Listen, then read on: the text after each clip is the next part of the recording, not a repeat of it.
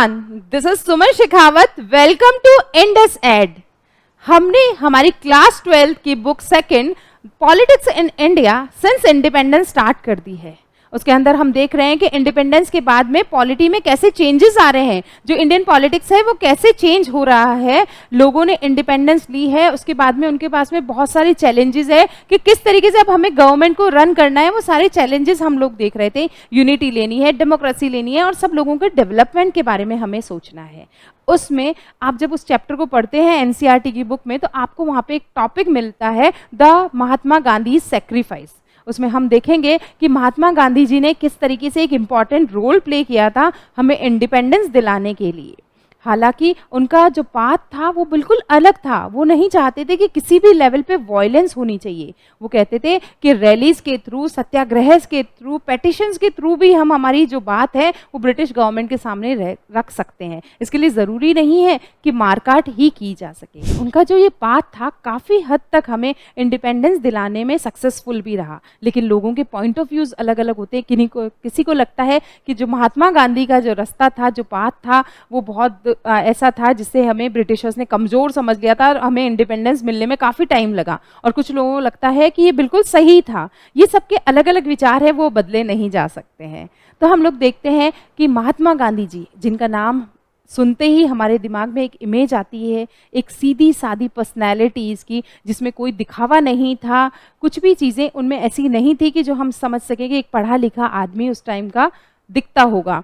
हम देखते हैं महात्मा गांधी जो है नॉन वायलेंस के रास्ते पे चलते थे, ट्रुथ के रास्ते पे चलते थे और वो चाहते थे कि सत्याग्रह के थ्रू हमें आज़ादी मिलेगी।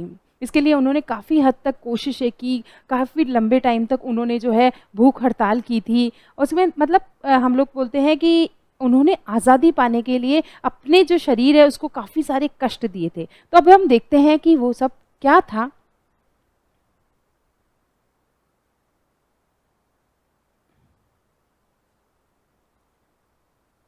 तो आइए उसको समझते हैं कि हम देखते हैं कि जब हमें पार्टीशन हुआ था, हमें इंडिपेंडेंस मिली थी, तो उसमें मिली जुली फीलिंग्स हमारे सामने आ रही थी। तो महात्मा गांधी जी ने एक स्टेटमेंट कहा था कि कल की जो सुबह होगी उसमें हमें खुशी भी होगी क्योंकि हम ब्रिटिश डोमिनेशन से आज़ाद हो चुके हैं, और हमें इस बात का दुख भी होगा कि हमारे जो इंडिया और पाकिस्तान के रूप में हमारा पार्टीशन हो चुका है। तो उन्हें इस बात का बहुत सदमा लगा था। इसीलिए जब यहाँ पे इंडिया में हम लोग सेलिब्रेट कर रहे थे हमारे इंडिपेंडेंस को, अलग अलग जगह जो है वहाँ पे सेलिब्रेशंस किए जा रहे थे, लेकिन किसी भी सेलिब्रेशन में महात्मा गांधी जी ने पार्टिसिपेट नहीं किया था। जब सेलिब्रेशन हो रहे थे वो उस टाइम में कोलकाता में थे, कोलकाता में जहाँ पे कम्युनल जो राइट्स थे वो बहुत ज़्यादा फैले हुए थे, बहुत दंगे हो रहे थे, लोग एक दूसरे को मार रहे थे, एक बहुत बड़े स्केल पे जो है मास्कर हो रहा था। तो उन्होंने कहा कि मैं वहाँ रहूँगा तो मैं कोशिश करूँगा कि लोगों को समझाने की जो आप ये तरीका कर रहे हो वो बिल्कुल गलत है। हमें यूनाइट होके इस जो ये घड़ी हमारे सामने है, ये इसको हमें फेस करना होगा। इस तरीके से तो हम और टूट जाएंगे।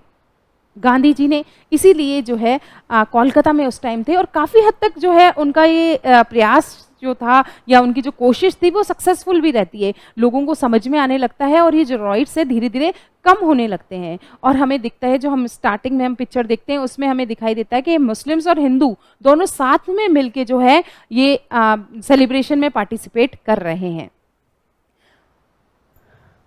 अब हम लोग उस दिन की सिचुएशन समझते हैं कि on the 15th August 1947 Mahatma Gandhi did not participate in any one of the independence day celebration. जो गांधी जी थे उन्होंने जो 15 अगस्त को जो सेलिब्रेशंस हो रहे हैं उनमें किसी में भी उन्होंने पार्टिसिपेट नहीं किया। क्यों नहीं किया था? क्योंकि उस टाइम वो दिल्ली वगैरह में मौजूद ही नहीं थे, वो थे कोलकाता में, जहाँ पे इस टाइम में हमें बहुत बड़े स्केल पे जो राइट्स देखने को मिल रहे थे, कम्युनल जो राइट्स थे हिंदू और मुस्लिम्स के बीच में हो रहे थे, कि मतलब जहाँ मेजॉरिटी हिंदूज की है वो मुस्लिम्स के साथ में बहुत गलत तरीके से बिहेव कर रही है, और जहाँ पे मेजॉरिटी जो है मुस्लिम्स की है वो हिंदूज को वहाँ पे अच्छे से ट्रीट नहीं कर रही है, मारधाड़ हो रही है, जो वायलेंस हो रहा है बहुत बड़े स्केल पे। तो उनको इस बात का बहुत गहरा धक्का लगा था कि यार ये सब कुछ क्या हो रहा है, ये कम्युनल वायलेंस क्यों हो रही है। तो उन्होंने इसको अंदर से जो तोड़ के रख दिया था। क्यों? क्योंकि उनका तो प्रिंसिपल ही यही था, नॉन वायलेंस, जिसको हम अहिंसा कहते हैं, वो तो सिर्फ एक ही रास्ता जानते थे, वो थे कि हम नॉन वायलेंस से, सत्याग्रह से, पेटिशंस के थ्रू भी हम जो है इंडिपेंडेंस ले सकते हैं या किसी के सामने भी अपनी बात रह सकते हैं। ऐसा ज़रूरी नहीं है कि हर जगह हमें अपनी बात मनवाने के लिए एक ही तरीका अपनाना पड़े, वो है हमारी फिजिकल पावर यूज़ करनी पड़े। तो उनको इन सब चीज़ों को देखकर बड़ा दुख हो रहा था कि यार वो मेरा प्रिंसिपल तो कहीं गायब ही हो चुका है, लोग उसको भूल चुके हैं, और आज लड़ भी कौन रहे हैं, जो आपस में ही एक साथ रहते थे वो लोग, जो ब्रिटिशर्स थे, जो हमारे डोमिनेंट जो हमें कर रहे थे, वो लोग तो चले गए हैं, अब आपस में हिंदू मुस्लिम लड़े जा रहे। तो ये देख के उनको बहुत ज़्यादा सदमा लग रहा था। उनको लग रहा था कि अभी ऐसी चीज़ है जो है कि लोग अगर समझ जाएं कि यूनिटी से ही हम बंध के ही कोई फैसले पे जा सकते हैं। और हम एक भी कह सकते हैं कि his presence in Kolkata greatly improved the situation and the coming of independence was celebrated in a spirit of communal harmony with joyous dancing in the streets. अब हमने कहा काफ़ी हद तक वो इसमें सक्सेसफुल भी रहे थे, जो गांधी जी के होने की वजह से लोग धीरे धीरे उनकी बातों को समझ रहे थे और वो इस चीज़ को मान रहे थे कि नहीं, अब हम लोगों को जो सिचुएशन आ गई है उसको फेस करना है, लेकिन शांति से। तो हम देखते हैं कि आगे फिर क्या होता है, वो लोग हिंदू और मुस्लिम साथ में मिलके स्ट्रीट्स पे जो है डांस कर रहे हैं, सेलिब्रेट कर रहे हैं अपनी इंडिपेंडेंस को, जो कहीं खो गई थी, कहाँ पे, कम्युनल राइट्स के बीच में। जब कोलकाता में थोड़ी सिचुएशंस जो है नॉर्मल होती है, उसके बाद गांधी जी जो है दिल्ली में जाते हैं, क्योंकि वहाँ पे भी ये सिचुएशन बहुत ज़्यादा हो रही थी कि हिंदू मुस्लिम आपस में लड़ रहे थे। तो अचानक से वहाँ पे भी इस तरह के राइट्स जो है उठ खड़े हुए थे, तो उनसे उनको निपटाने के लिए फिर गांधी जी कहाँ जाते हैं, वो जाते हैं दिल्ली के अंदर। He was unhappy with what he saw as the Indian government's decision not to honor its financial commitments to Pakistan. With all this in mind, he undertook what turned out to be his last fast in January 1948.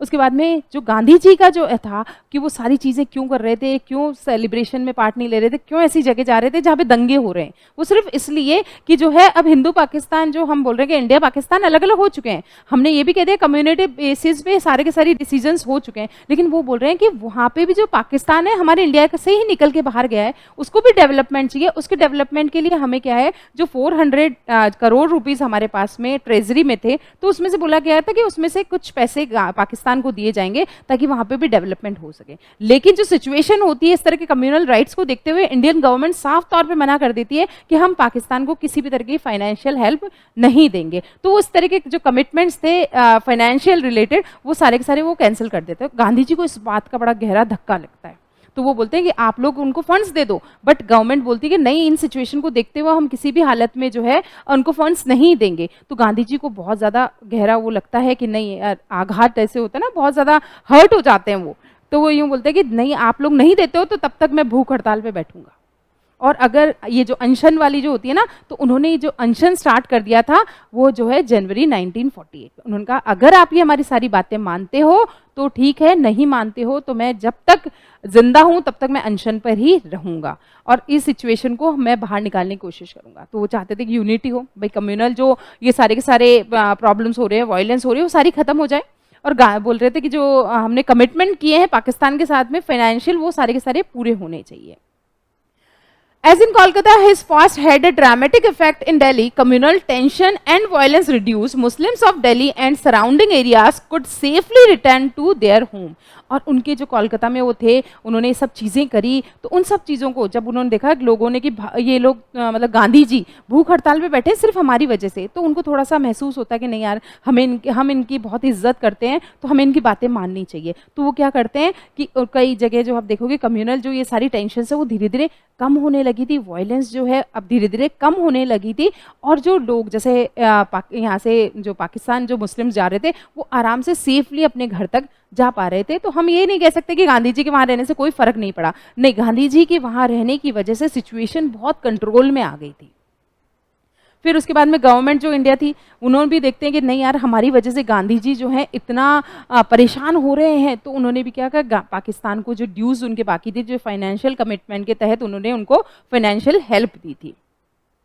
अब उनके बाद में क्या हुआ था कि हर तरह के लोग यहाँ पे हैं। अब हिंदुओं को ऐसा लगने लग गया था, इंडियंस को ऐसा लगने लग गया था, गांधी जी तो सिर्फ पाकिस्तान के बारे में सोचते हैं, उनको सिर्फ फर्क ही इसी बात से पड़ता है कि पाकिस्तान का अच्छा होना चाहिए, डेवलपमेंट वहाँ पे होना चाहिए, उनको फाइनेंशियली सारी हेल्प मिलनी चाहिए। तो लोगों के अंदर एक उनके प्रति गुस्सा भर गया था। लोगों के अंदर गुस्सा ये भर गया था कि आज गांधी जी अगर चाहते ना तो हम पाकिस्तान को यहीं रोक सकते थे, बट गांधी जी की वजह से आज उनको हमने ही पैसा दिया है कि वो हमारे खिलाफ लड़ सके।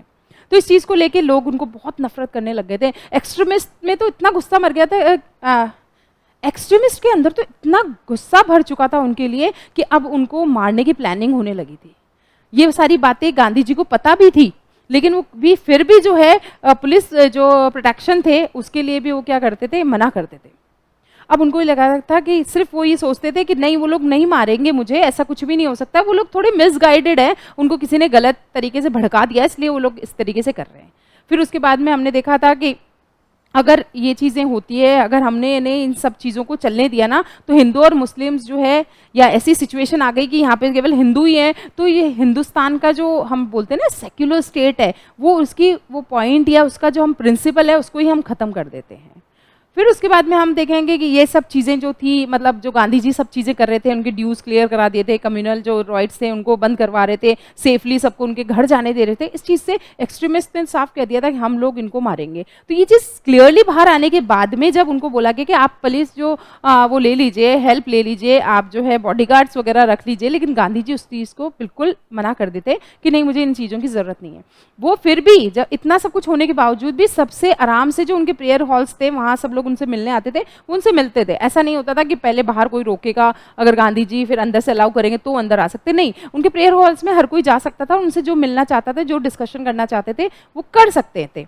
और इसी चीज़ का फ़ायदा उठाया था जो एक्सट्रीमिस्ट था। ऐसे ही एक एक्सट्रीमिस्ट थे, उनका नाम है नाथूराम विनायक गॉडसे, और वो भी इसी चीज़ का फ़ायदा उठा के 30 जनवरी 1948 को उनके प्रेयर हॉल में आता है और उनके ऊपर धनाधन 3 गोलियां जो है फायर करता है। और वहीं पे जो हमारे यहाँ की महान जो पर्सनैलिटी थी, जो हमारे बापूजी थे, वो उसी टाइम वहाँ पे ख़त्म हो जाते हैं और वहीं पे अंतिम सांस ले लेते हैं एक ऐसी मूर्ति जो सदा जो है सत्य और सत्याग्रह पे रही, जो नॉन वायलेंस पे रही थी। तो लोगों का ये गुस्सा था। अब महात्मा गांधी जी चाहते थे कि यूनिटी बनी रहे, इस तरह की नहीं हो, तो लोगों के अलग अलग विचारों की वजह से जो ये सिचुएशन हमारे सामने आई थी। तो हम देखते हैं कि उन्होंने काफ़ी सारी चीज़ें करी, काफ़ी सारी चेंजेस हमारे यहाँ पे लाए कि किसी तरह कम्युनल जो है राइट्स ख़त्म हो जाए, लेकिन इसी चीज़ के चलते उनकी हत्या कर दी जाती है 30 जनवरी 1948 को। फिर उसके बाद में हम देखते हैं कि गांधी जी की जो डेथ के बाद की सिचुएशन क्या रहती है। उसके बाद में आप देखोगे कि उसका बहुत ज़्यादा इफेक्ट हमें वहाँ पे सोसाइटी में देखने को मिला था। वहाँ पे के बाद में क्या हुआ था, जो एक कम्युनल सिचुएशन थी ना, अचानक जो पार्टीशन के बारे में सोच रही थी, हिंदू मुस्लिम राइट्स के बारे में सोच रही थी कि हमें मुस्लिम्स को हराना है, मुस्लिम्स को हमारे यहाँ पे नहीं आने देना, अब वो चीज़ें एक बार साइडलाइन हो गई। सभी लोग सिर्फ ये सोचने लगे कि यार इसकी वजह से जो है महात्मा गांधी जी की जो है यहाँ पे हत्या कर दी गई है।